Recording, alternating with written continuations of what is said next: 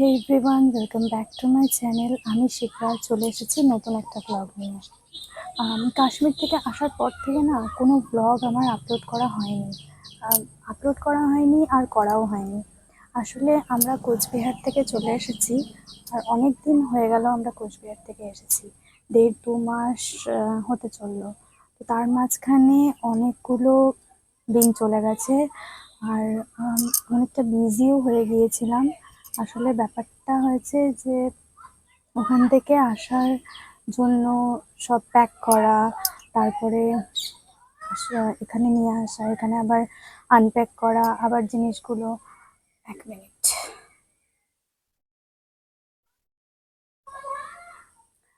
হ্যাঁ, ওখান থেকে আসার জন্য সব প্যাক করা, তারপরে আবার এখানে এসে আনপ্যাক করা, এগুলোর মাঝখানে অনেকটা টাইম চলে গিয়েছে। আর ও একটা নতুন জায়গায় জয়েন করেছে, কারণ যেখানে ও কাজ করতো সেইখানে একটু প্রবলেম হয়ে গিয়েছিল কোচবিহারে। তো সেটা কোম্পানির তরফ থেকেই প্রবলেমটা হয়েছিল, আর ছাড়তে বাধ্যই হয়েছে। এখানে এসে নতুন একটা জায়গায় জয়েন করে আমরা বাড়ি চলে এসেছি। মানে আমাদের দুজনেরই যেখানে বাড়ি চিত্তরঞ্জন, আমরা কিন্তু সেখানে চলে এসেছি। আর এখান থেকে একদম কাছে আসানসোল। আসানসোল এখান থেকে মোটামুটি 1 ঘন্টার রাস্তা। সেখানে ও একটা কোম্পানিতে জয়েন করেছে। তো যাই হোক, জয়েন যখন করেছে, এখান থেকে ডেলি আপ ডাউন করাটাও সম্ভব নয়। আসলে রাত্রিবেলাতে ও যখন ছুটি হবে তখন কিন্তু আসাটা অনেকটা ডিফিকাল্ট হয়ে যাবে।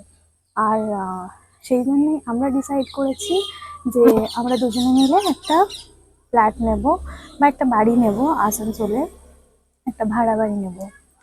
আর এখানে যেখানে বসে আমি কথা বলছি, এইটা আমার ছোটবেলাকার জায়গা।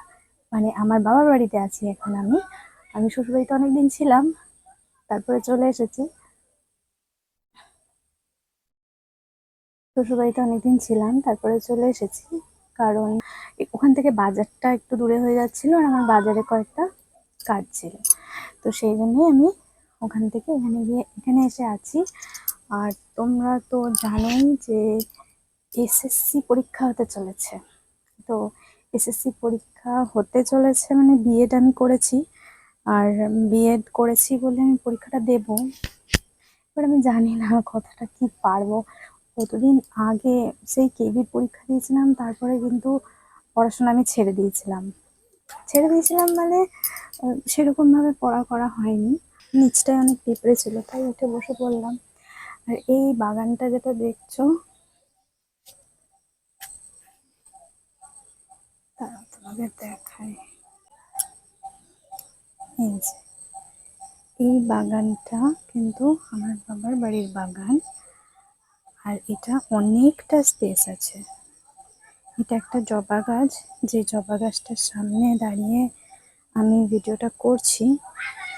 পাশাপাশি কিন্তু 3টে জবা গাছ আছে। এটা একটা, আর ওইটা একটা, আর ওই যে ওটা একটা টগর ফুলের গাছ। গাছটা এরকমই বেঁকা হয়ে থাকে সব সময়। আর এই যে যেটা দেখছো ঝাড়ের মধ্যে, এটা কিন্তু রঙ্গন গাছ।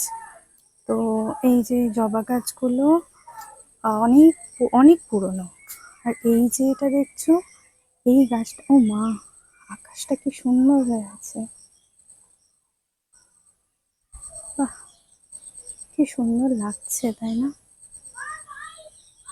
উফ, কি দারুণ লাগছে। এই টাইমটা কিন্তু সূর্য ডোবার টাইমটা কিন্তু আকাশটা দারুণ লাগে দেখতে, প্রত্যেক দিনই। আর বেশি করে বর্ষাকালে তো খুবই সুন্দর লাগে। তো এই যে যে দুটো গাছ দেখছো, এই গাছটা, এটা একটা আতা গাছ, আর এইখানে একটা গাছ আছে, এটাও একটা আতা গাছ। এই যে অনেক বড় বড় আছে। পুরো আকাশটা দেখায়, ও মা, পুরোটা কভার আছে, কি দারুণ লাগছে। তো এই দুটো আতা গাছ কিন্তু দুটো আম গাছের জায়গাতে হয়েছে। আগে এই দুটো আম গাছ ছিল। খুবই সুন্দর লাগে এই জায়গাটা, পুরো সবুজ। আর এইটা একটা জাম গাছ। এটা যেটা দেখছো, এটা কিন্তু একটা জাম গাছ। যেটা অনেকটাই পুরনো হয়ে গিয়েছিল বলে এটা এটা আমাদের রেলওয়ে থেকেই কেটে দিয়েছে গাছটা। অনেকটাই বড় হয়ে গিয়েছিল, আর যেটা প্রবলেম করছিল এখানকার যে তারগুলো আছে, ইলেকট্রিক ওয়্যারগুলো দেখতে পাচ্ছ এখান থেকে যাচ্ছে, এই ইলেকট্রিক ওয়্যারগুলোতে অনেক প্রবলেম করছিল, তাই কিন্তু এটা এটা কেটে দেওয়া হয়েছে।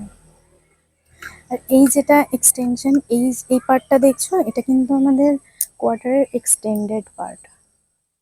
কোনোদিন পুরোটা দেখাবো, আজকে পুরোটা দেখাতে পারছি না। ও মা, এই গাছটাতে আবার জবা ফুল হয়েছে 3খানা, কি দারুণ লাগছে।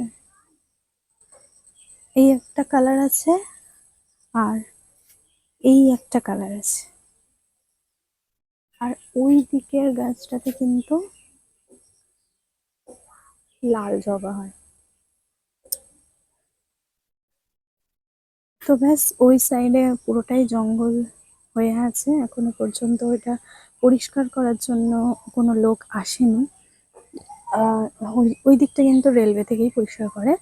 বাগানের ভেতরটা আমাদের নিজেদের দায়িত্ব, কিন্তু বাগানের ভেতরটা এখন বর্ষা পড়েছে বলে অনেকটা ঘাস হয়ে গিয়েছে, আর ঘাসগুলো কেটে দিলে ঠিক হয়ে যাবে।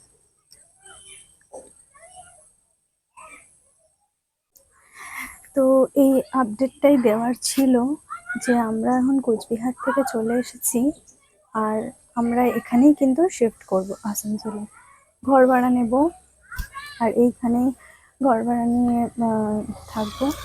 বাড়ি থেকে যাওয়া আসা করা যেহেতু সম্ভব নয়, এখান থেকে যাওয়া আসা করতে রাত্রিবেলা আসার সময় অনেকটা লেট হয়ে যাবে, আর অত রাতে কিন্তু বাইক নিয়ে হাইওয়েতে আসাটা আমার বাবা মা বা ওর বাবা মা কেউই কিন্তু অ্যালাউ করছে না। তাই যাওয়া আসা করা হবে, এই সরি, ওখানে থাকা হবে। আর ওইখানে নতুন ভাড়া ঘরের ব্লগ আমি তোমাদের সাথে শেয়ার করব। তারপরে এখানে আমাদের কিন্তু বাগানে আরো অনেক গাছ বাবা লাগাতে পছন্দ করে।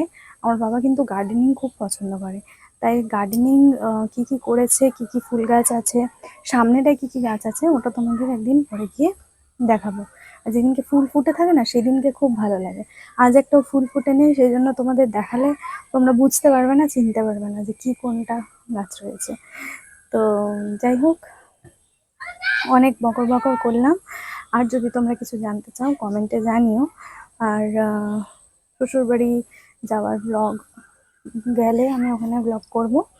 আর যদি তোমরা কিছু এখান থেকে দেখতে চাও, ও হ্যাঁ, আরেকটা কথা, চিত্তরঞ্জনে কিন্তু অনেক মন্দির আছে, অনেক মন্দির আছে, প্লাস অনেক ঘোরার জায়গা আছে। এখানে কিন্তু একটা বোটিং ক্লাব আছে, একটা পার্ক আছে।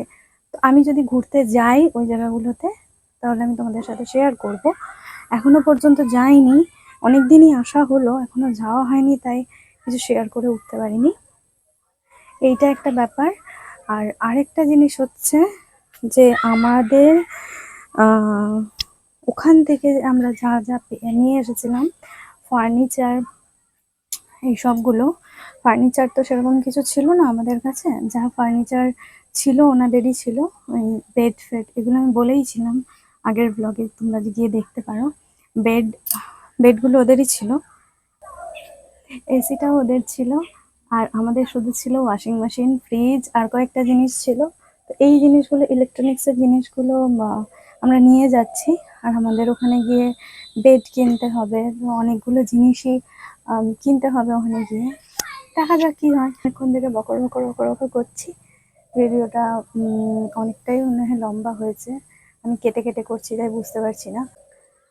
যদি তোমাদের এই ভিডিওটা থেকে কিছু ভালো লেগে থাকে, তাহলে ভিডিওটাকে লাইক করে দিও, চ্যানেলটাকে সাবস্ক্রাইব করে দিও।